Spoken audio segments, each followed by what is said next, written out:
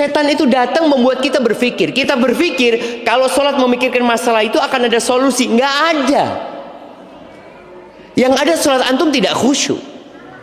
Ruku antum pun tidak jadi ruku.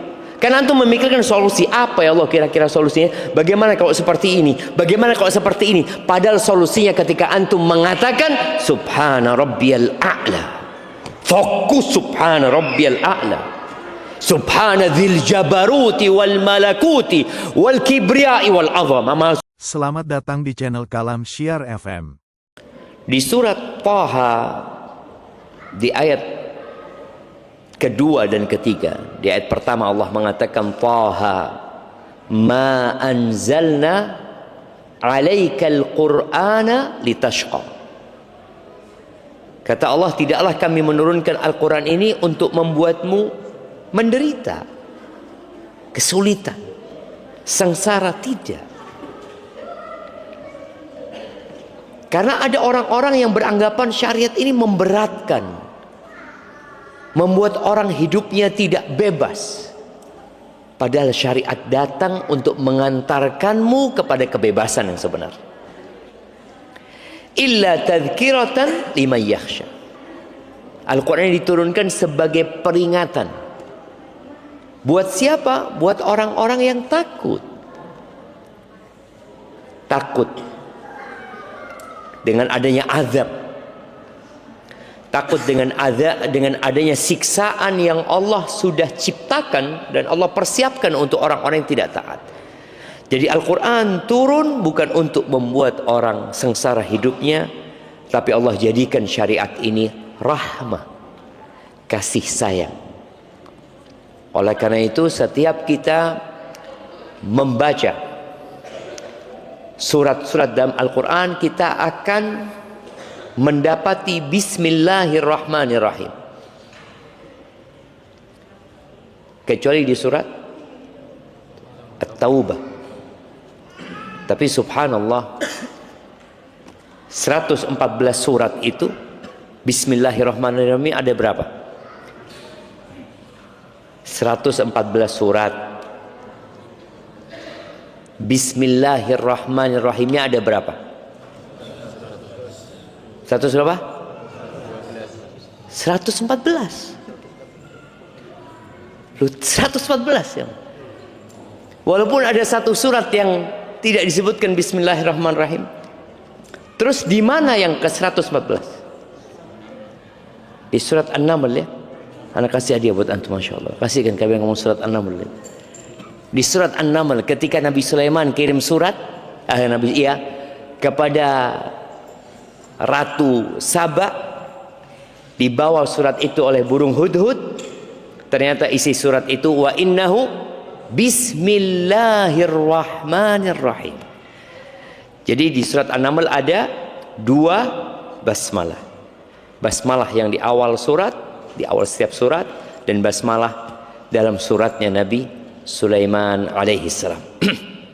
Jadi Allah turunkan Al-Quran sebagai rahmat, wa nur, dan cahaya yang menerangi jalan manusia, wa dalilan ilal jannah.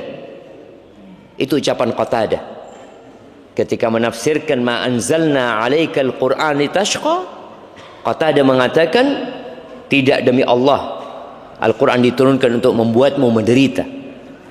Walakin, akan tetapi Allah jadikan sebagai kasih sayang, cahaya, wa dalilan ilal jannah, dan sebagai petunjuk menuju ke surga Allah Azza wa Jalla. Ahibati fillah, tidak ada satupun aturan Allah dan ketentuannya kecuali ditetapkan untuk maslahat manusia. Tidak ada satupun ketetapan Allah, baik itu perintah atau larangan, melainkan untuk maslahat manusia, baik dalam rangka menjaga agamanya, atau menjaga jiwanya, atau menjaga akalnya. Kenapa khamr dilarang umpamanya? Kenapa narkoba dilarang? Dan kita lihat negara kita perang melawan narkoba. Islam sudah 1447 tahun yang lalu. Dan pelarangan itu dalam rangka menjaga agama, menjaga jiwa, dan menjaga akal. Beberapa waktu yang lalu di Jember, di mana, di Gebang, yang ada mati itu gara-gara miras ya. Iya, berapa yang mati? 4 orang, sisanya belum mati. Ya, ada kritis katanya apa, dan yang jelas nunggu mati semuanya.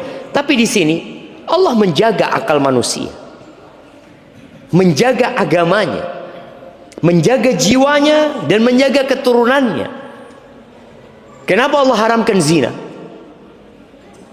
Bagaimana ketika zina diperbolehkan? Perempuan akan punya anak, tidak tahu bapaknya siapa, kayaknya itu bapaknya. Kenapa mirip ini sama itu? Tidak akan jelas. Bagaimana tahu-tahu antum di rumah antum mendapati laki-laki yang baru berzina dengan istri antum? Na'udzubillah min dzalik. Allah jaga kehidupan ini. Dan untuk menjaga harta. Kenapa dilarang riba? Kenapa dilarang merampok, mencuri? Dan kalau kita melihat orang-orang yang akhirnya melakukan pencurian motor, rata-rata hasil curiannya itu apa dipakai untuk bayar SPP anaknya? Jemaah, curanmor itu kira-kira hasilnya dipakai apa? Dipakai judol, dipakai miras, dipakai berzina. Maka subhanallah, Al-Quran dan syariat Allah turun ini benar-benar untuk kebutuhan manusia. Dan Allah tidak butuh dengan kita. Allah nggak butuh antum datang ke masjid ini. Ketika dikumandangkan azan di masjid-masjid, yang lalu kita mendengarkan, jangan pernah berpikir, oh Allah butuh kita datang ke masjid. La. Allah Azza wa Jalla berfirman di surat Fatir ayat 15, ya ayyuhan nas, wahai umat manusia, antumul fuqara'u ilallah. Kata Allah, kalian itu yang membutuhkan Allah. Kalian fakir.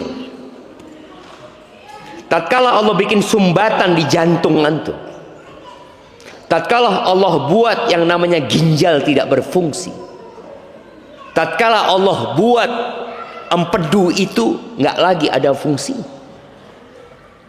kemana kita akan pergi? Kedua mata yang Allah berikan, Allah bisa ambil. Tidak sedikit orang-orang yang hidup dapat melihat, tapi di tengah perjalanan hidupnya Allah ambil kedua mata. Jadi ingat, kita yang butuh sama Allah Azza wa Jalla. Wallahu wal ghaniyul hamid. Allah yang maha kaya dan maha terpuji, tidak butuh dengan ibadah kita. Dalam sebuah hadis yang diriwayatkan oleh Imam Muslim, Rasulullah sallallahu alaihi wasallam mengatakan, qala Allahu Azza wa Jalla, Allah berfirman, ini disebut dengan hadis qudsi. Apa kata Allah? Ya ibadi, innakum lan tablughu dhurri aw dharri fatadurruni wa lan tablughu naf'i fatanfa'uni. Wahai hamba-hambaku, kalian tidak akan pernah mampu mencelakai aku,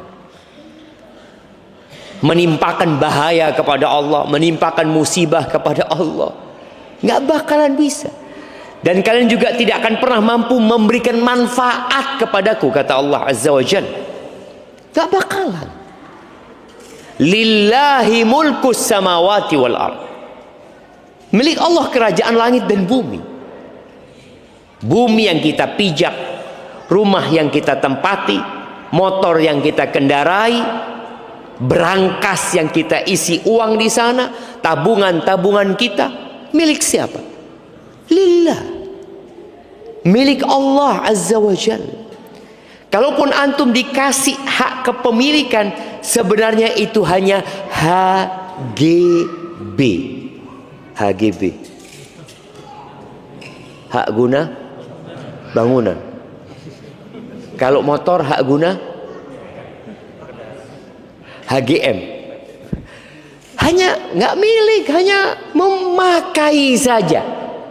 Engkau pakai, selesai kembalikan. Dan kita melihat tatkala Rasul sallallahu alaihi wasallam menyembelih seekor kambing. Sebagian kita itu nyembelih kambing kalau akikah doang ya. Kalau enggak kurban. Nabi SAW kadang-kadang nyembelih kambing untuk dibagikan saja. Beliau nyembelih kambing dan ngomong sama Aisyah, bagikan. Akhirnya Rasulullah SAW pulang ke rumah. Beliau bertanya kepada Aisyah, "Mada baqiya?" Apa yang tersisa dari kambing kita? Kata Aisyah radhiyallahu taala anha, tinggal dhira, tinggal kaki depannya aja. Satu kaki depan.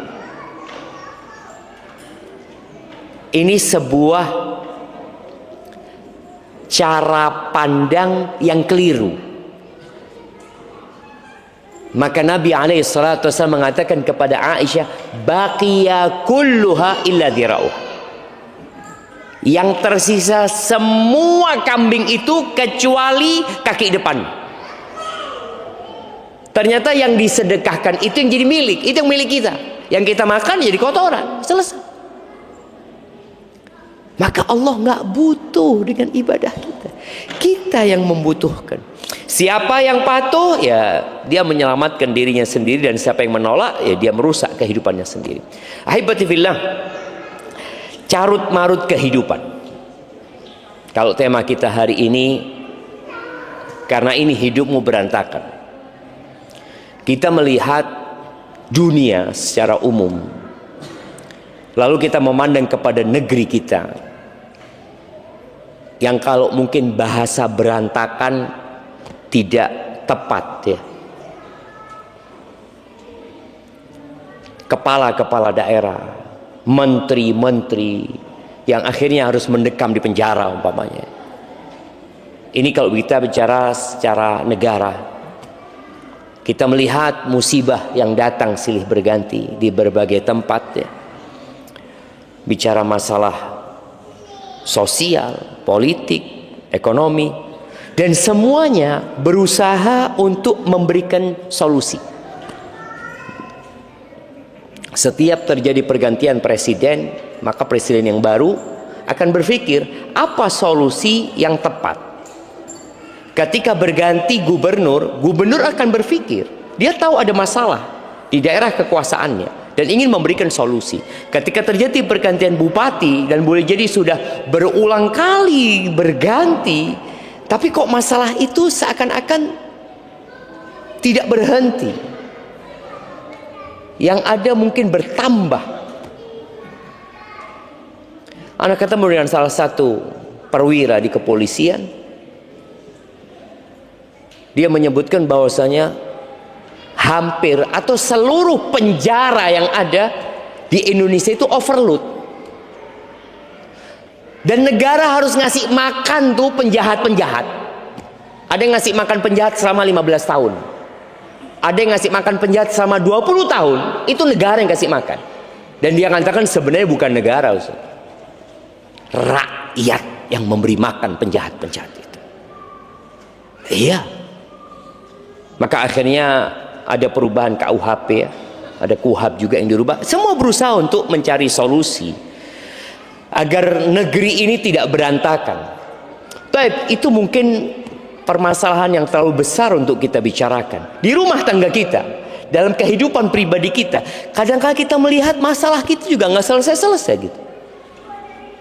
Maka jangan pernah antum menyelesaikan masalah yang besar sebelum menyelesaikan masalah diri antum sendiri. Karena ada cerita seorang yang mengatakan dia ingin merubah dunia. Bertahun-tahun dia berusaha untuk memikirkan bagaimana cara merubah dunia ini supaya lebih baik. Ternyata dia nggak berhasil.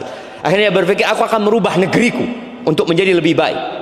Setelah bertahun-tahun dia nggak sukses. Kemudian dia berpikir, aku akan merubah kotaku. Berusaha dia untuk merubah kotanya untuk menjadi lebih baik, tidak sukses. Akhirnya dia berusaha untuk merubah kampungnya dan kembali tidak sukses. Lalu setelah dia agak tua, dia merasa ternyata aku harus merubah keluargaku sendiri. Tapi ternyata juga masih berantakan. Baru dia sadar ternyata yang aku harus lakukan adalah merubah diriku sendiri. Jadi semua dimulai dari diri kita. Kemudian baru keluarga kita. Gimana antum akan menyelesaikan urusan keluargamu Kalau engkau masih punya PR sama dirimu sendiri. Dan subhanallah, yang pertama dihisab pada hari kiamat itu apa? Salat. Yang pertama dihisab itu adalah salat. Dalam hadis yang diriwayatkan oleh Abu Dawud dan Tirmidzi dan Imam Nasa'i dari Abu Hurairah radhiyallahu taala anhu, Nabi alaihi salatu wasallam bersabda, Inna awwala ma yuhasabu bihil abdu yaumal qiyamati min amalihi salatuhu. Dari semua amalan manusia, semuanya, yang pertama dihisab itu adalah salatnya. Engkau haji, engkau sedekah, engkau umroh, engkau puasa, engkau berzikir, engkau beristighfar, engkau menyambung silaturahim, engkau berbakti sama orang tua. Apa saja yang engkau amalkan dalam kehidupan ini, yang pertama akan dihisab salatuhu, salatnya. Lalu kata Nabi alaihi salatu wasallam, fa in saluhat faqad aflaha wa anja. Kalau salatnya benar, maka dia telah sukses dan telah berhasil. Nggak bakal berantakan hidup. Wa in fasadat faqad khaba wa khasir. Tapi kalau ternyata rusak salatnya, maka dia merugi dan sengsara hidupnya. Fa in intaqasa min fardhatihi syai', apabila ternyata pada waktu hisab nanti salat wajibnya ada kurang. Bicara kurang ini para ulama mendetailkan, boleh jadi jumlah salat wajibnya yang kurang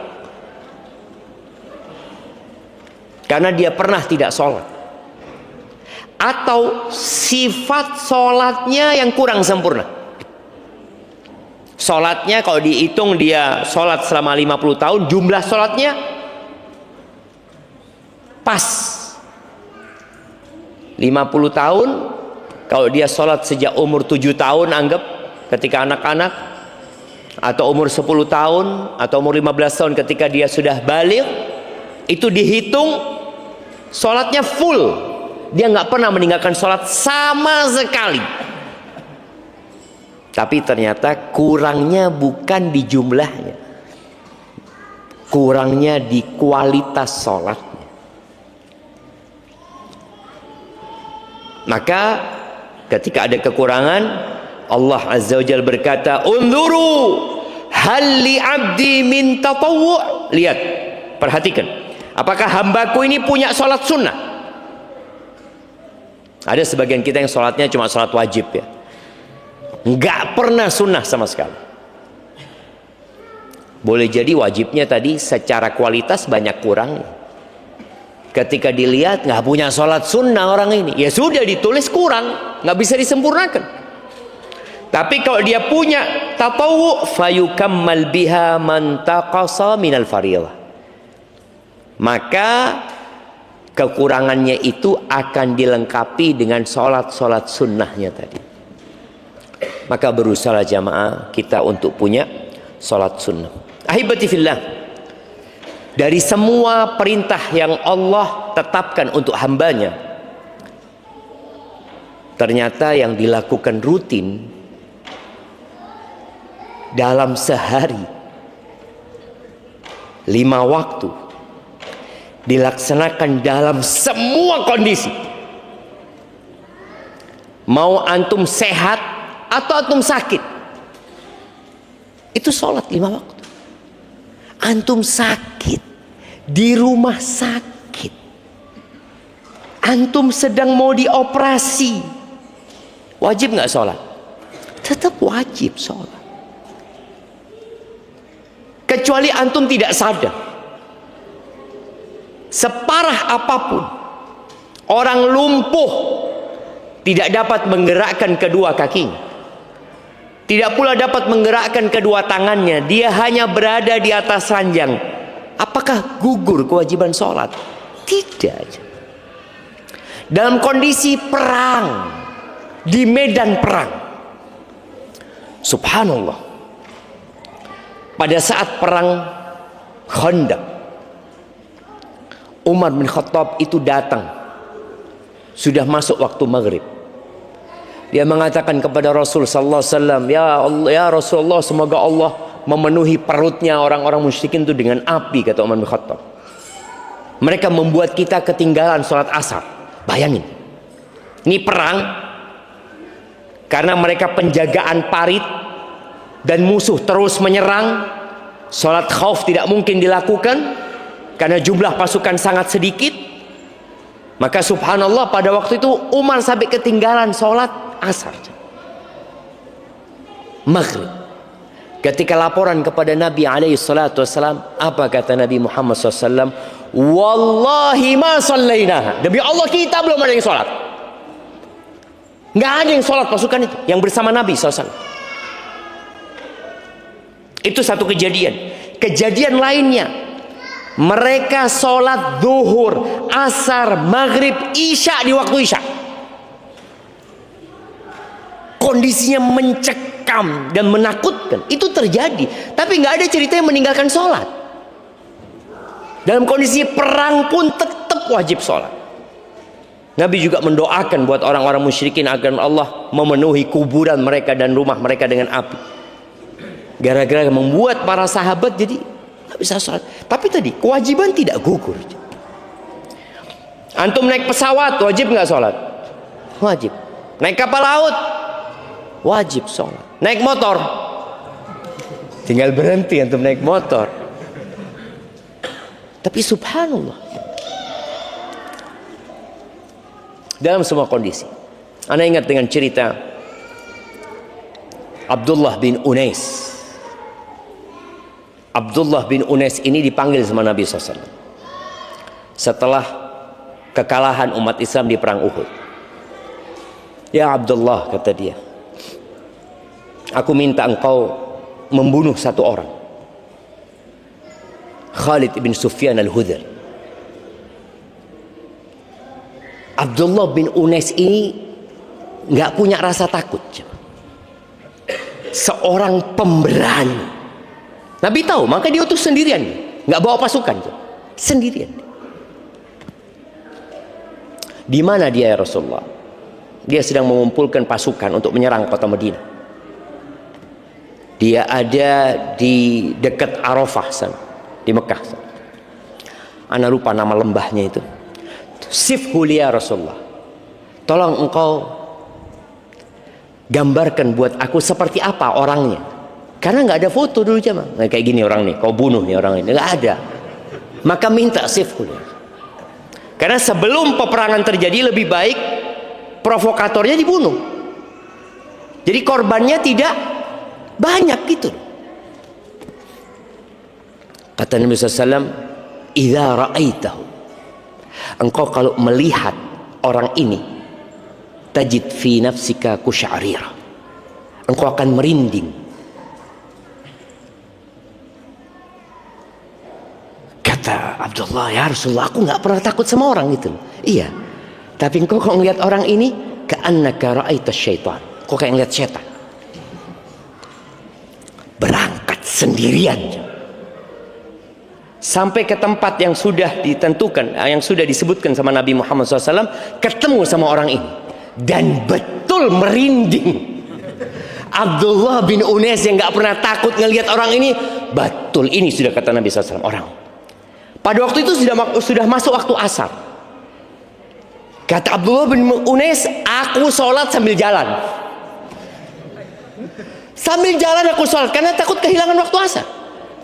Jadi ketika menuju kepada Khalid bin Sufyan al-Hudhali ini, aku sholat sambil jalan kaki, jemaah. Aku mengisyaratkan dengan mata, kalau lagi ruku, kalau lagi sujud, jemaah. Karena khawatir kalau dia sholat ketahuan. Kalau dia sholat boleh jadi sudah pergi orangnya. Maka dia sholat sambil berjalan, supaya kita tahu kewajiban ini tidak gugur dalam semua kondisi. Dan bagaimana Abdullah bin Unais mementingkan dia sholat. Dia tidak mengatakan aku selesaikan pekerjaanku dulu. Dia nggak tahu kapan selesainya pekerjaan. Dia punya tugas untuk membunuh orang ini. Kapan selesainya? Wallahu a'lam. Maka dia sholat. Sebagian kita kan nunda sholat, bentar lagi lah, bentar lagi, bentar selesai ini aku akan sholat. Nggak selesai pekerjaannya. Akhirnya ketika sudah selesai sholat, dia ngobrol sama Khalid bin Sufyan al-Hudhali. Engkau dari mana? Aku dengar katanya Abdullah bin Unais, engkau sedang mengumpulkan pasukan untuk menyerang orang ini. Iya betul, aku ingin bergabung sama engkau, kata dia. Oh bagus, kata dia. Akhirnya jalan, ini lagi mau bikin tenda buat ada perempuan-perempuan di sana jemaah. Sambil jalan dipotong kepalanya jemaah. Terus pulang ke kota Madinah. Sampai kota Madinah, Nabi SAW melihat Abdullah bin Unais. Lalu beliau mengatakan SAW, aflahal wajah. Ini wajah orang yang berhasil. Kan kelihatan jemaah. Antum kalau lagi gagal kan, aduh, ini wajahnya orang yang berhasil, kata Nabi SAW. Tadi ingat, sholat ini tidak ada ceritanya rukhsah ditinggalkan. Yang ada musafir punya rukhsah untuk mengqasar dan ada rukhsah untuk menjamak, tapi meninggalkan nggak ada. Sakit, aku masih sakit, insya Allah nantilah kalau aku sembuh aku baru mau sholat, gitu. Lu engkau yakin bisa sembuh? Ya, optimis. Ya, optimis. Tapi kalau engkau mati, ya semoga dimaafkan sama Allah. Nggak bisa. Inna salata kanat 'alal mu'minina kitaban mauquta. Salat ini kewajiban yang telah ditetapkan atas umat Islam yang waktunya sudah ditetapkan. Maka ketika antum melihat hidup antum berantakan, boleh jadi masalahnya di salat antum yang belum benar. Anda sudah salat 5 waktu di masjid, coba perhatikan. Antum di masjid tapi selalu masbuk. Alhamdulillah loh Ustaz, daripada nggak ke masjid. Ya sudah, itu tanda berantakan sudah antum. Apalagi yang tidak sholat sama sekali. Sholat ini adalah poros hubungan manusia dengan Allah Azza wa Jalla. Rukun Islam yang kedua. Jadi kalau kita lihat sholat ini bukan sekedar ritual ya. Ada orang berpikir yang penting saya sholat. Enggak. Ini pusat kehidupan ruhani antum sebagai hamba dengan Sang Pencipta. Maka Rasul sallallahu alaihi wasallam menyebutkan posisi terdekat hamba dengan Tuhannya kapan? Ketika sujud. Di posisi antum merendah kepada Allah, di situ antum dekat sama Allah Azza wa Jalla. Antum seakan-akan berbisik kepada bumi, mengatakan subhana rabbiyal a'la wa bihamdi.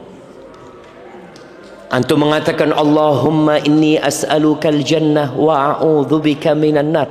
Antum seakan-akan berbisik dengan bumi, tapi Allah yang di atas arsy mendengar, dan itu posisi terdekat antum sama Allah Azza wa Jalla. Adanya di sholat. Oke, kita berdoa, tapi posisi nggak seperti ketika sujud. Bagaimana ketika antum menghadap ke kiblat? Di saat yang bersamaan seluruh umat manusia di muka bumi ini menghadap ke kiblat. Lalu dia mengatakan Allahu Akbar. Dia tidak sedang mengabdi kepada Ka'bah, tidak. Ka'bah hanya sebagai penentu arah buat mereka. Tapi hati mereka bersama Allah. Allahu Akbar. Bayangin nih, surat atau satu-satunya surat yang wajib dihafal cuma Al-Fatihah. Al-Fatihah. Dan surat yang paling afdal adalah Al-Fatihah. Seakan-akan semua isi Al-Quran itu terangkum di Al-Fatihah. Disebut Ummul Kitab. Pusatnya kitab itu Al-Fatihah. Bagaimana antum memuji Allah Azza wa Jalla, dan kondisi antum sholat itu sedang berbicara dan berdialog sama Allah Azza wa Jalla. Idza qala abdi alhamdulillahi rabbil alamin, qala hamidani abdi. hambaku sedang memujiku. Ar-Rahmanir Rahim, athna alayya abdi, hambaku mengulangi pujiannya, sanjungannya kepadaku. Maliki yaumiddin, majjadani abdi, hambaku sedang mengagungkanku. Kita sedang ngobrol sama Allah. Tatkala kita mengatakan iyyaka na'budu wa iyyaka nasta'in, hadza baini wa baina 'abdi. Ini paruan antara aku sama hambaku. Wali 'abdi ma sa'al. Buat hambaku apa yang dia pinta. Lalu kita mengatakan ihdinas siratal mustaqim. Tapi sayangnya tadi salat kita berantakan kadang-kala jamaah. Kita salat memikirkan solusi. Dan ana sendiri sama.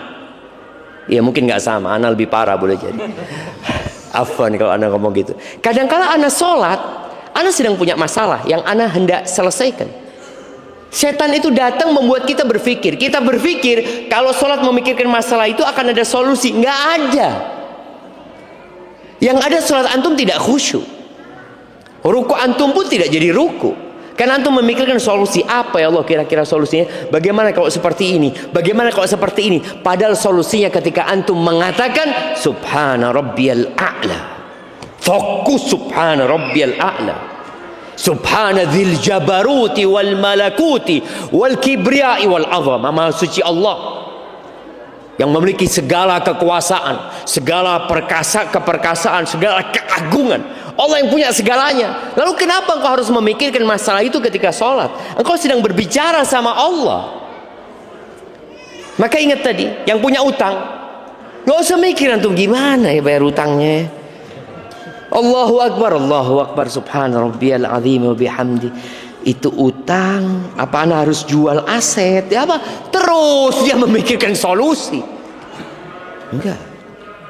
Maka tadi ingat bahwasanya sholat ini poros hubungan hamba dengan Tuhannya, tolong dijaga. Makanya Allah Azza wa Jalla mengatakan wa aqimis sholata li dzikri. Dirikan sholat untuk mengingatku engkau. Ahibati fillah, jangan sampai kesibukan kita dengan dunia membuat kita lupa dengan sholat. Di surat Al-Munafiqun ya, kita tahu orang-orang munafik ini paling berat untuk sholat di masjid. Khususnya sholat isya dan sholat subuh. Di surat Al-Munafiqun ayat 9 Allah Azza wa Jalla mengatakan ya ayyuhalladzina amanu la tulhikum amwalukum wala auladukum an dzikrillah. Wahai orang-orang beriman, jangan sampai harta-harta kalian. Kita bicara harta, ya kesibukan kita dengan usaha, dengan pekerjaan, dan anak-anak kalian itu membuat kalian lalai dari mengingat Allah. Para ulama tafsir, sebagian mereka menafsirkan an dzikrillah anis salawatil khams, tentang sholat 5 waktu. Jadi itu zikir yang wajib.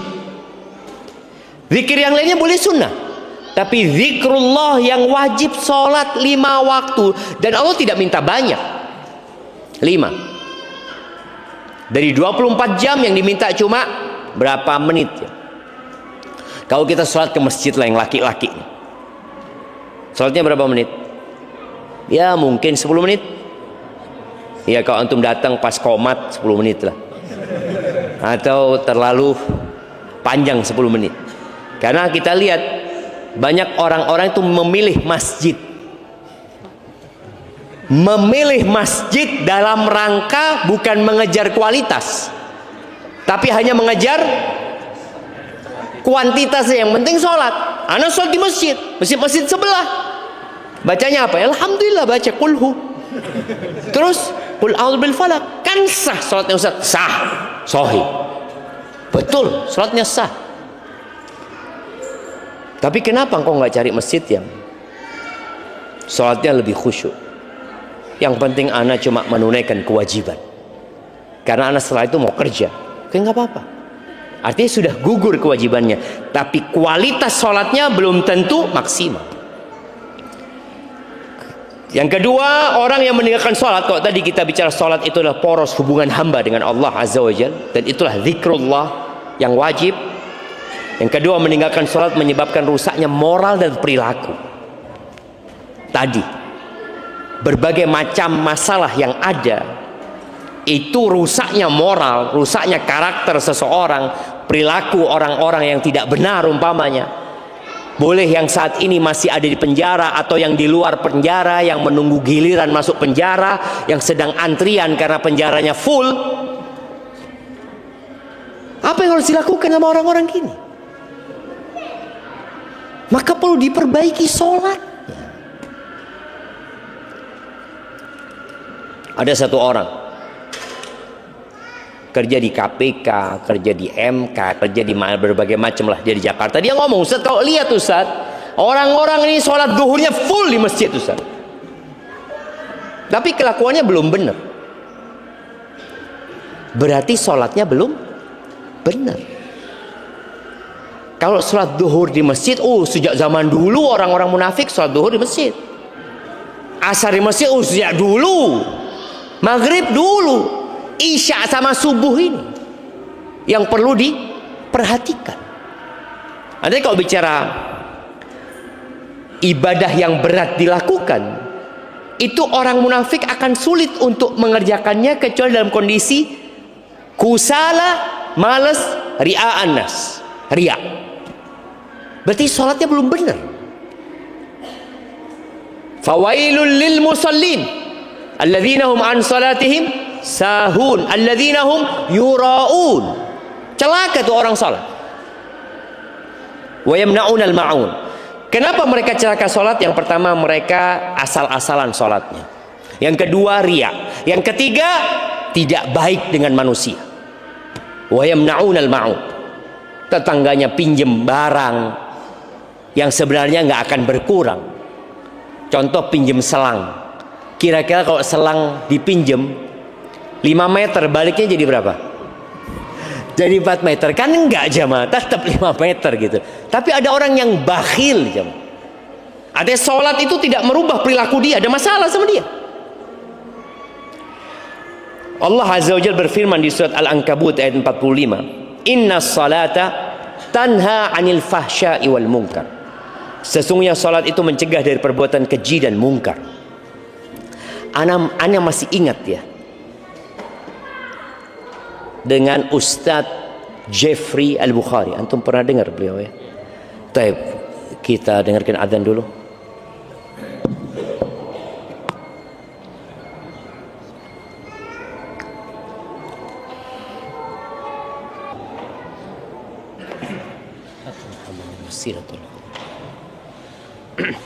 Allahumma salli wa sallim ala Muhammad. Iya, Ustadz Jeffrey Al-Bukhari rahimahullahu ta'ala, beliau sempat ngobrol sama ana waktu ana di Madinah ya. Dia sempat rusak, dia ngomong, sempat akhirnya salah pergaulan. Tapi dia ngomong, satu yang gak pernah ana tinggalkan, sholat, kata dia.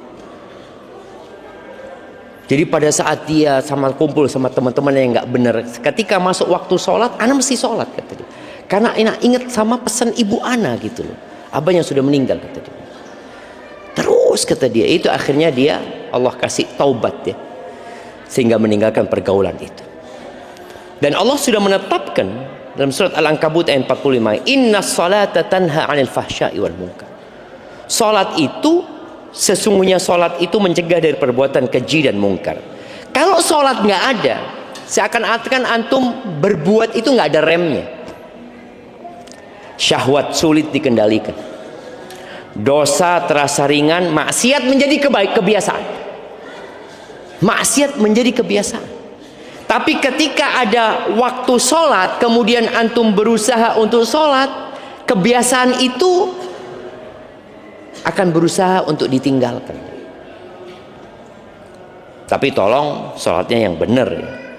Jadi kalau bicara awal hidup berantakan itu, ya dari dia mulai meremehkan sholat, kemudian meninggalkan sholat berujung kepada kehidupan yang sempit ya, yang penuh dengan kegelisahan.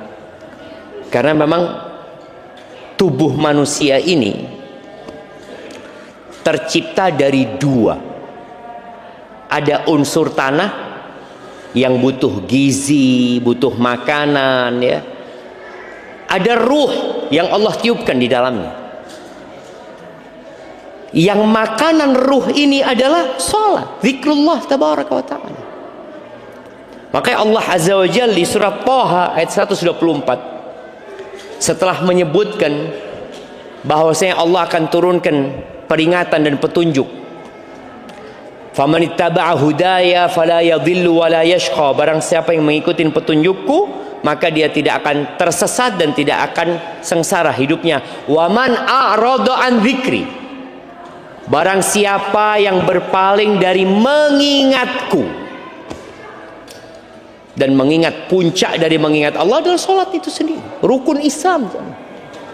Kalau bicara puasa setahun sekali, haji seumur hidup sekali, zakat ya kalau sudah sampai nisabnya setahun sekali atau pada waktu panen, sholat tiap hari 5 kali. Maka barang siapa yang berpaling dari mengingatku, fa innalahu ma'isyatan dhanka, ya sudah berantakan hidup. Dia akan hidup menderita. Bukan berarti dia miskin, ya, boleh jadi kaya, tapi hatinya gelisah, hidup penuh dengan konflik, tidak tenang meski bergelimang harta. Ini menjadi hal yang perlu kita renungkan bersama. Kita punya masalah, ada kondisi berantakan, ya sholat. Dan kalau bicara meninggalkan sholat, ini ciri-ciri kehancuran generasi. Generasi yang rusak itu yang nggak sholat. Kalau sudah nggak sholat, dia akan mengikuti syahwat. Allah berfirman di surat Maryam ayat 59. Fa khalafa min ba'dihim khalfun. Maka datanglah setelah mereka satu generasi. Ini setelah generasi para nabi, hamba-hamba Allah yang soleh. Apa kriteria generasi ini? Adha'us salata wattaba'us syahawati. 2. Mereka menyia-nyiakan sholat. Baik menyia-nyiakan dengan meninggalkan sholat secara total, atau mereka sholatnya asal-asalan. Adha'us sholat. Mereka tidak mendirikan sholat. Dampaknya apa? Wattaba'us syahawati. Dan mereka mengikuti syahwat. Yang tadi seharusnya sholat mencegah dari perbuatan keji dan mungkar, gara-gara mereka menyia-nyiakan sholat, mereka akan mengikuti syahwat. Kalau syahwat sudah jadi pemandunya, guide-nya itu syahwat. Kalau antum berangkat wisata ke Bali atau kemana lah, terus yang menjadi pemandu antum itu syahwat, kira-kira diantarkan kemana? Diantarkan ke tempat-tempat yang baik? Tidak. Lalu kata Allah, fasaufa yalqauna ghayya. Maka mereka akan menemui ghayya. Ghayya ini boleh jadi bermakna kesesatan. Dan di antara para ulama ada yang menafsirkan ghayya, beberapa riwayat dari para sahabat yang mengatakan bahwasanya ghayya itu adalah wadin fi jahannam, lembah di neraka, min qayhin ba'idil qa'r khabithit ta'am. Lembah ini sangat dalam, jadi dasarnya itu sangat dalam sekali, rasanya sangat busuk. Akan dilemparkan ke tempat itu siapa? Orang-orang yang mengikuti syahwatnya. Kapan dia mengikuti syahwatnya? Ketika menyia-nyiakan sholat. Antum merasakanlah. Antum merasakan. Ketika antum sholat sudah tidak sempurna, posisinya antum akan mudah mengikuti syahwat. Sholat sudah nggak khusyuk. Tadi sholat ya masbuk, yang awalnya sering sholat ke masjid, tahu-tahu sholatnya di rumah. Ya kan tetap sah Ustaz. Oh iya, tapi di masjid antum dapat 27, Di masjid setiap langkah antum jadi pahala, jadi penghapusan dosa, diangkat derajat. Nabi aja sallallahu alaihi wasallam hampir-hampir membakar rumah orang-orang yang nggak jamaah ke masjid. Kalau bukan karena ada wanita dan anak-anak udah dibakar tuh. Maka tolong perhatikan sholat. Pokoknya kalau antum sholatnya bener, yakin urusan antum nggak berantakan. Kalau antum mengatakan anak sholat 5 waktu di masjid, belum tentu benar. Yang tahu dengan kualitas sholat antum dari antum. Orang tahu, oh fulan masya Allah Ustaz 5 waktu di masjid Ustaz, belum azan sudah di masjid. Jamaah pada pulang semua, dia belum pulang. Kenapa? Mikiri utang masih belum pulang dia, umpamanya seperti itu. Arti ada masalah dia. Boleh jadi sholatnya mikirin utang, sholatnya pun dia sedang memikirkan hutangnya. Nah, kemudian meninggalkan sholat ini termasuk pembeda antara iman dan kekafiran. Jadi kalau bicara dosa besar, di antara dosa zina, minum, macam-macam itu jamaah, sholat ini, orang kalau meninggalkan sholat, keislamannya diragukan. Ada sebagian mengatakan muslim, ada yang mengatakan sudah keluar dari Islam, dia diminta untuk bertobat. Kalau tidak mau tobat, dipenggal kepalanya, murtad. Dalam mazhab Syafi'i enggak, dibunuh tapi tidak murtad, baik hukuman saja buat dia. Dan yang jelas kalau antum nggak sholat atau sholatnya berantakan, maka akan hilang berkah dalam kehidupan kita. Rumah tangga antum, kehidupan usaha dan kerjaan antum. Tapi kalau orang jaga sholat, apapun masalahnya, insya Allah bisa dikontrol. Sholat ini mengajarin kita disiplin. Waktunya ditetapkan. Sebelum waktu, umpamanya antum, ana mau sholat duhur Ustaz, insya Allah besok jam 10 Ustaz. Supaya apa? Supaya termasuk orang yang mensegerakan sholat, pahalanya lebih banyak. Nggak bisa. Antum mau sholat jam 10 nggak diterima. Sholat duhur jam 4 nggak diterima. Waktunya sudah ditetapkan. Ana kayaknya sholat subuh besok, mulai besok ana sholat subuh insya Allah 7 rakaat. Kenapa kata dia? Ana banyak dosanya Ustaz. Ya tambah dosa lagi antum 7 rakaat. Karena sholat sudah ditetapkan jemaah. Barakallahu fiik. Jadi ahibati fillah, jangan pernah memutuskan hubungan sama Allah. Ingat ketika antum tidak sholat, antum memutuskan hubungan sama Allah Azza wa Jal. Antum mengundang kegelisahan dalam hidup antum. Antum sedang menghancurkan rumah yang antum bangun. Tadi bahasanya, hidup antum akan berantakan. Tapi kalau sholatnya benar, semuanya benar. Ingat, bicara sholatnya benar itu bukan hanya bicara jumlahnya yang benar, bukan hanya pelaksanaannya di masjid, tapi bagaimana kita menghadirkan ruh dalam sholat itu dengan kekhusyuan itu sendiri. Barakallahu fikum. Taib, ini ada pertanyaan yang masuk. Assalamualaikum WRWB. Maaf Ustadz, izin bertanya. Antum kalau jawab kayak apa? Waalaikumsalam WRWB juga gitu jamaah. Ini jangan terlalu bakhil lah jamaah. Doa itu jangan disingkat. Assalamualaikum warahmatullahi wabarakatuh. Tentunya beda ketika antum menulis Assalamualaikum warahmatullahi wabarakatuh dan tulisan antum nanti ditimbang di mizan pada hari kiamat, berbeda dengan tulisan Assalamualaikum WRWB. Assalamualaikum warahmatullahi wabarakatuh berbeda dengan WRWB. Maka tolong ketika antum menulis, ingat dengan mizan, karena akan ditimbang apa yang antum sedang tulis. Maaf Ustadz, izin bertanya, gimana biar kita cepat umroh? Minta tutorialnya agar cepat umroh. Ya berangkat aja antum. Kalau cepat umroh ini kita tahu, ibadah umroh dan haji ini hanya untuk yang mampu. Antum bisa mendapatkan pahala umroh dan haji tanpa ke Mekah. Sholat subuh, duduk, berzikir sampai matahari terbit, kemudian sholat 2 rakaat, udah dapat pahala umroh dan haji yang sempurna. Itu kalau bicara pahala. Tapi kalau untuk bicara anak ingin umroh Ustaz, Ana ingin ke Mekah, ana ingin melaksanakan tawaf di Baitullah, ana ingin sa'i di sana. Bagaimana supaya bisa cepat ke sana? Ya antum nabung. Nabung.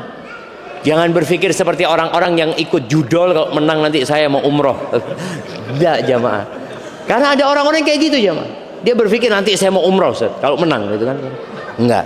Jadi antum nabung, niat, dan semoga Allah mudahkan. Sambil terus berdoa ya. Dan anda doakan yang belum bisa berangkat umroh segera umroh jemaah. Bismillah. Afwan Ustaz, izin bertanya. Qadarullah, bulan ini saya terkena efisiensi karyawan di kantor. Awal saya bekerja di perbankan selama 10 tahun. Lalu saya hijrah dan membuka usaha kecil-kecilan di rumah. Dan beberapa barang terjual untuk kebutuhan hidup karena penghasilan dari toko tidak cukup untuk biaya pendidikan dan rumah tangga. Lalu saya mendapat pekerjaan lagi di lembaga sosial. Harapan saya bisa bekerja sambil belajar untuk tabungan akhirat. Dan di tahun ini saya terdampak efisiensi karyawan sehingga harus diberhentikan. Pertanyaan saya, apakah ini merupakan dampak dari dosa-dosa saya di masa lalu dan keputusan-keputusan yang tanpa dipikir dan menyebabkan hidup saya berantakan? Mohon nasihatnya dan pencerahannya Ustaz. Iya, yang pertama Anda minta maaf sebelumnya buat teman-teman yang tatkala dia punya masalah, dia berpikir ini gara-gara masa lalu. Boleh jadi gara-gara masa lalu, tapi boleh jadi karena dosa antum hari ini. Jangan pernah berpikir antum sudah selesai. Sejak ana hijrah, ana sudah nggak pernah berbuat dosa Ustaz. Jadi kalau ada masalah, dosa masa lalu, masalah dosa masa lalu.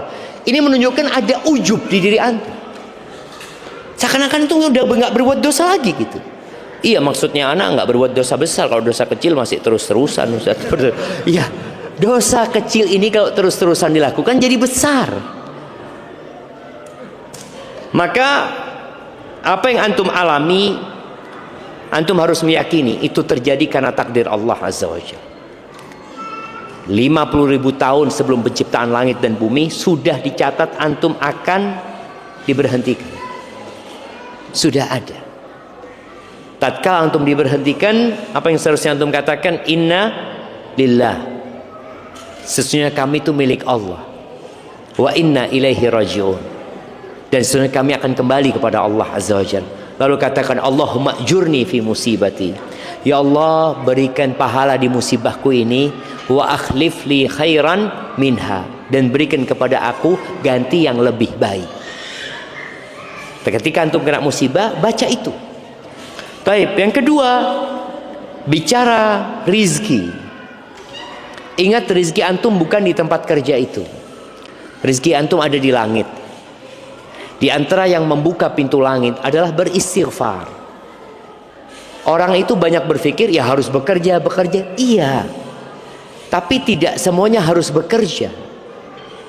Berapa banyak orang yang dapat rizki nggak kerja?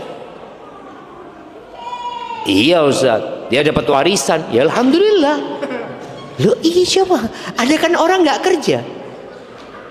Ana masih ingat di Surabaya, pas Sidoarjo, ada anak SMA aja. Tahu-tahu dia dapat kiriman di rekeningnya 475 miliar. Anak SMA, sudah kerja apa belum? Belum. Ternyata bapaknya mati. Dan itu pembagian warisan. Tapi setelah ditransfer itu langsung rekeningnya diblokir sama bank. Ini apa ini? Sahih. Tapi tadi ketika kita berpikir rizki itu dengan bekerja saja, enggak. Bekerja salah satu sebab mendapatkan rizki. Di antara pintu rizki itu adalah bertobat dan beristighfar.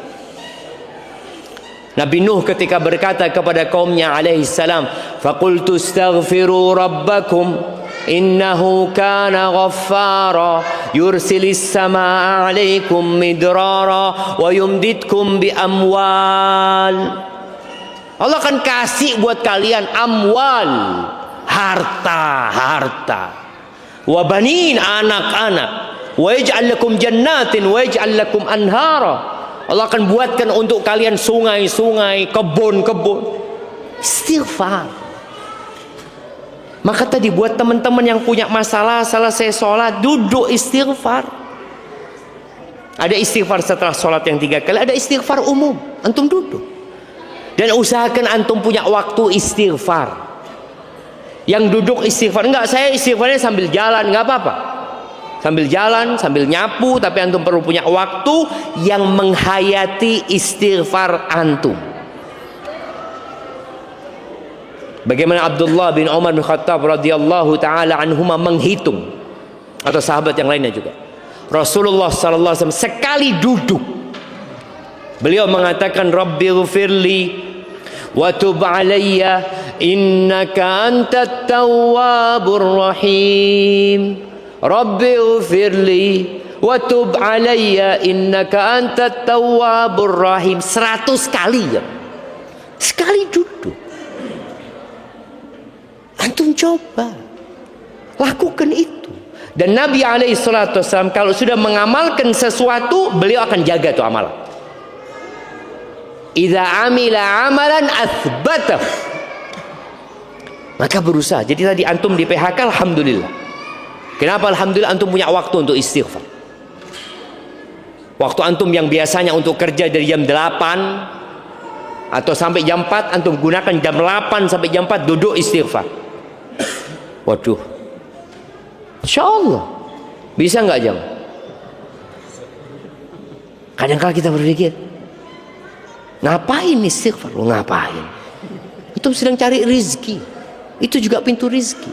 Tawakal. Boleh jadi di antara yang membuat rizki antum sempit dan hidup antum berantakan, antum menggantungkan kepada manusia, menggantungkan kepada sebab, lupa dengan pencipta sebab. Allah musabbibul asbab. Itu semua hanya sebab tadi. Ada orang yang bekerja jamaah, subhanallah. Ana masih ingat ya, ketika ana mahasiswa di Madinah, ya banyaklah tanggungan. Banyak tanggungan. Tahu-tahu ada orang datang ngurus jemaah haji. Ya dia cuma telepon anak, Ustaz bisa ketemu Ustaz. Anak ngomong ahlan usahlan, ngomong. Datang kepada dia, terus dia kasih amplop sama anak. Apa ini bang? Hadiahlah buat Ustaz, kata dia. Ya Allah zaklah. Anak buka isinya $1.000. $1.000 sekarang 16 juta. Ya Allah, mahasiswa dapat duit segitu jamaah. Allahu Akbar. Nggak ada kerjaan yang anak lakukan. Tapi tadi tatkala kita minta sama Allah, rizki akan datang dari arah yang tidak sangka-sangka. Yang pernah ana sampaikan ketika selesai pulang dari umroh, ana COVID, nggak bisa umroh, pulang, akhirnya ya ana menanggung utang ya, ana sampai utang sama istri ana pada saat itu, nggak punya uang, saudara.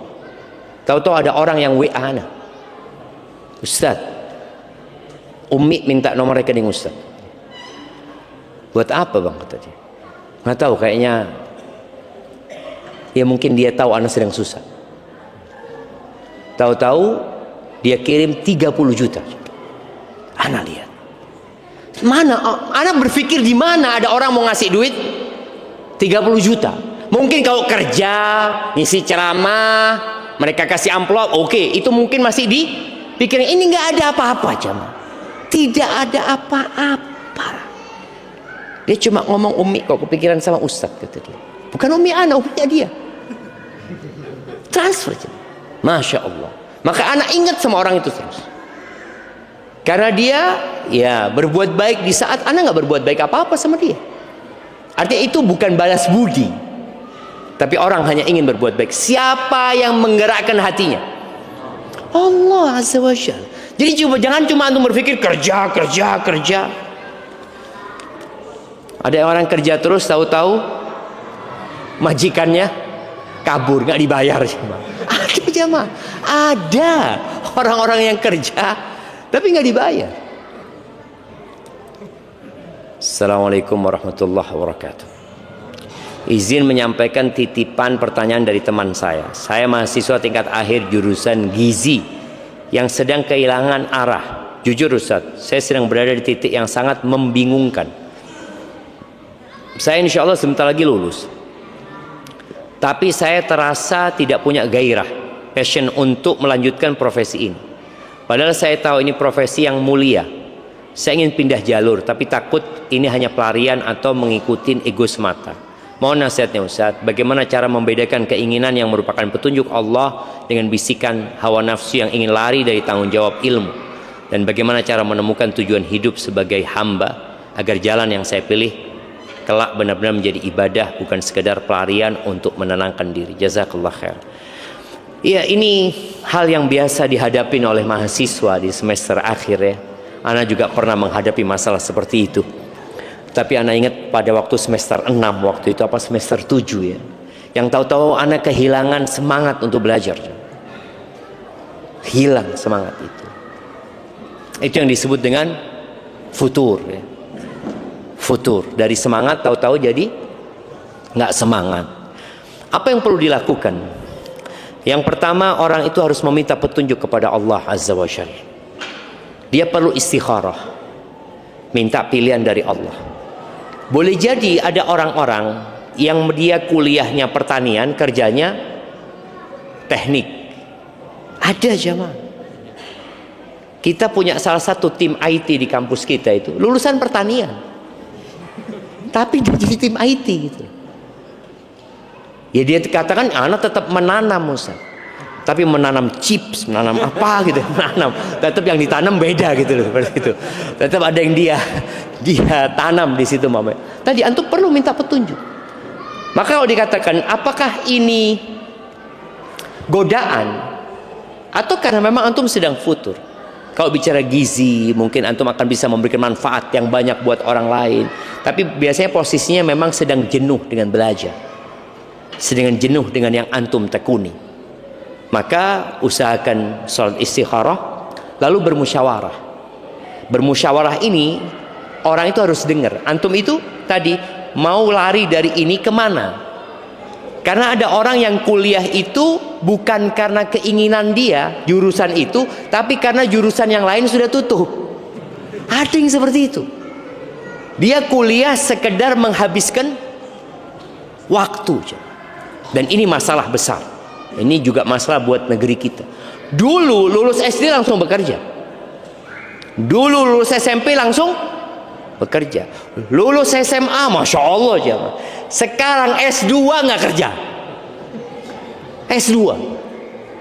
Masalahnya apa? Jadi kadang-kala masalahnya memang ya orang berpikir saya harus jadi pegawai di tempat itu. Akhirnya kalau bicara jadi pegawai, kalau tempat itu sudah full, nggak bisa aku bekerja di tempat itu. Terus di sana juga penuh, PT itu sudah penuh, nggak ada. Tadi yang terkena efisiensi itu harus keluar juga. Karena kita berpikir bekerja itu harus ikut orang. Enggak. Boleh jadi antum yang di PHK, antum yang tidak diterima melamar pekerjaan, Allah sediakan buat antum usaha. Jadi berpikirlah, kalau saya nggak bisa diterima di tempat itu, ya saya akan usaha. Seorang sahabat yang datang kepada Nabi alaihissalatu wasallam mengeluh dia tentang kebutuhan hidupnya, yang akhirnya Nabi berikan kepada dia apa? Kapak dan tali. Cari kayu sudah. Apakah sekarang mungkin mencari kayu? Ya, kemarin banjir di Sumatera itu gara-gara cari kayu itu sama. Iya, artinya sekarang masih mungkin cari kayu, tapi dengan cara yang benar gitu jamaah. Cari kayu itu masih bisa, kayu bakar atau apa. Ada, subhanallah, orang yang jual kayu bakar. Dia jual kayu bakar pakai sepeda. Antum pernah lihat yang ditumpuk-tumpuk? Naik sepeda dia keliling jamaah. Akhirnya setelah itu dia jualan kayu yang besar-besar. Setelah itu subhanallah dia jualan akar-akar pohon. Lalu Allah berikan rizki kepada dia, dia bisa ekspor ke Jepang. Padahal dia tidak bisa membaca dan menulis, buta huruf. Supaya kita tahu juga rizki itu tidak bergantung dengan ijazah. Jangan antum berpikir kalau antum S2 rizkinya lebih banyak daripada yang lulusan SMA. Belum tentu. Ada yang S2 kerja sama yang lulusan SMA. Ada. Maka tadi berkaitan dengan ini, ya coba diajak musyawarah atau musyawarah dengan teman antum yang bisa memberikan arahan. Antum memang condongnya kemana? Antum memilih jurusan itu kenapa dulunya gitu loh? Apa yang mendorong antum untuk memilih jurusan itu? Kalau ternyata dari awal ingin memberikan manfaat kepada orang, ya lanjutkan. Kalau ternyata enggak, sekedar ya karena nggak ada pilihan lain, ya masuk sana. Ya boleh jadi antum lulus, antum dapat ilmu, ya sudah. Semoga ilmu itu bermanfaat. Kalau pekerjaan boleh jadi nggak bekerja di ilmu yang dia pelajari, dan itu banyak sekali di negeri kita jamaah. Tapi intinya tadi, jangan pernah antum bergantung dengan melamar bekerja di tempat orang. Harus bekerja sama orang. Enggak harus jamaah. Pintu-pintu rezeki itu salah satunya adalah beristighfar, bertakwa kepada Allah, bertawakal, bersedekah, dan yang lainnya. Jazakumullah khair. Itu mungkin dapat Anda sampaikan, mungkin sisanya kita jawab di pertemuan yang akan datang. Subhanakallahumma bihamdika asyhadu an la ilaha illa anta astaghfiruka wa atubu ilaik. Assalamualaikum warahmatullahi wabarakatuh. Waalaikumsalam warahmatullahi wabarakatuh. Terima kasih sudah menyimak dan menonton sampai akhir. Semoga kita semua mendapat pembelajaran dari ceramah yang kita dengarkan. Barakallahu fikum.